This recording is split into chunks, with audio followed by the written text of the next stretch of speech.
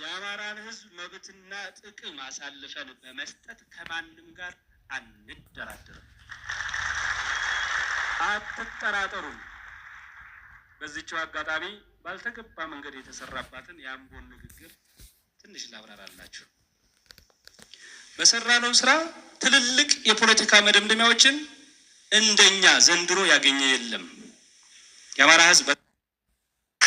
የአማራን ህዝብ መብትና ጥቅም አሳልፈን በመስጠት ከማንም ጋር አንደራደርም። አትጠራጠሩም። በዚህው አጋጣሚ ባልተገባ መንገድ የተሰራባትን የአምቦን ንግግር ትንሽ ላብራራላችሁ። በሰራነው ስራ ትልልቅ የፖለቲካ መደምደሚያዎችን እንደኛ ዘንድሮ ያገኘ የለም። የአማራ ህዝብ በተሳሳተ የታሪክ ትርክት እንደ ጠላት እንደ ጨቋይ ተደርጎ ሲሰራበት ኖሯል። የታሪክ ትምህርት ምን አለ? አሁን የተመነከነከ አይደለም እንዴ? የተመነከነከ ነው። ቅጥ የጠፋበት ነው። በእኔ እምነት እንደዛ ነው። እንደገና ሪራይት መደረግ ያለበት እንጂ አሁን ባለው ታሪክ ትውልድን በእውነት መገንባት የሚቻል አይደለም። ለዛ ነው ድብልልቅ ብሎ የቀረበው። ጥያቄዎቹ ክርር ያሉ ነው የነበሩት። አንድ ሰው የጠየቃቸው ጥያቄዎቹ ይቅረቡ አይቅረቡ እኔ አላወኩም። በሚዲያ ክርር ያሉ ጥያቄዎች ናቸው።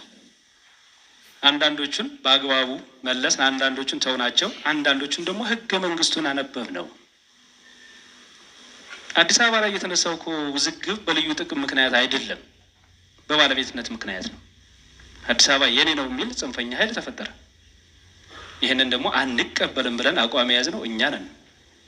አዲስ አበባ የአዲስ አበባዎች የኢትዮጵያ ህዝቦች እና የሀገሪቱ ዋና ከተማና መናገሻ እንዲሁም የአፍሪካ መዲና ናት።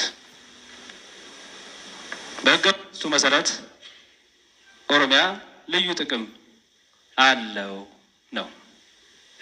ይህን በህገ መንግስቱ ላይ የተሰፈረው ነው። የጨመርነው የለ፣ የቀነስነው የለ። እነሱን ላፊ ሄደው ለመልካም ግንኙነታችን ስንል ላፊ ሄደው የተናገሩት ነገር አለ። ወደ ሰላማዊ ሰልፍ ተቀየረ በእነሱም በኩል። እኛ ይሄን አደረገ። ልዩ ጥቅም ማለት ምንድን ነው የሚለው ዲፋይን አልተደረገም። ሰው እንደፈለገ እንዲተረጉሙ ያስገድደው እሱ ነው። ግን አንድ ሁለት ነገር ልናገር። አዲስ አበባ ዙሪያው ሪሶርስ ይጠቀማል። ውሃን እንውሰድ። የውሃ ጋን መቼም መሬት ነው፣ ከየት እንደሚመጣ አይታወቅም። ደንና ተራራማ አካባቢዎች ናቸው የውሃ ጋን እያልን የምንወስዳቸው። አዲስ አበባ እንዲህ አይነት ሪሶርሶችን መጠቀሙ አይቀርም። ስለዚህ ውሃ ይለማል። ከሚለማው ውሃ የዙሪያው የኦሮሞ አርሶ አደሮች እንዲጠቀሙ ቢደረግ ምን ነውር አለው? ይሄም ልዩ ጥቅም ነው። ምክንያቱም አማራ ክልል እዚህ ዙሪያ ከሚወጣው ውሃ ሊጠቀም አይችልም። ይህን የመሰሉ ትንንሽ ጥቅሞች ናቸው ልዩ ጥቅም ማለት። ይህ እንዴት ትልቅ የፖለቲካ አጀንዳ ሆኖ አንደኛን ማጥላላት የፈለገ ሰው መዞ ስለለጠፈው እናጓጉነዋለን። እንደ ኳስ ጠበጠብ ነው ከልኩ በላይ። እኛን ለማፍረስ የተሰራ ነው። መረጃው ይሄ ነው። በአጠቃላይ በነገራችን ላይ ስንታገለኛ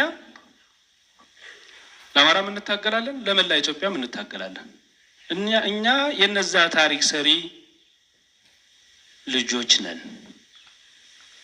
የነዛ ባለ ታሪክ ሰዎች ልጆች ነን። ጠበን ወርደን ከሎካል በታች አንወርድም ብለን ሙጥኝ አንልም። እንደውም መከላከል ያለባችሁ ስንወርድ ነው። በአክራሪ ብሔርተኝነት እኮ አሁን አንተ ብሔርተኛ አይደለም ብላችኋል። እኔ ደግሞ የተከሰሱት በግንቦት ሰባት አንድ ጊዜ ግንቦት ሰባት ነህ ይለኛል። በረራ የሚባል ጋዜጣ አላነበባችሁም? በግንቦት ሰባት አጋልጥ እየተባለ የተደበደበ ሰው አምባቸው ተስፋዬ ግንቦት ሰባት ናቸው በልና ቤት ከተማ እንስራለህ ብሎ አንድ ሰው እኮ በበረራ ጋዜጣ ላይ አውጥቷል። አላያችሁት? እነ ከሌ እያለ ስም እየጠራ የመረመሩትን ሰዎች በሙሉ የደረሰበትን ግፍና መከራ በረራ ላይ አውጥቷል። አንድ በል አምባቸው አብን እያለ ደግሞ የሚጽፍ አለ። አላያችሁትም? አሁን አብንና ግንቦት ሰባት ጫፍና ጫፍ አይደሉ? እኔ እንዴት ነው እነዚህን ሁለት ጫፎች ሊሆን የምችለው? ስለዚህ ዘመቻ እንዳለ ወቁ።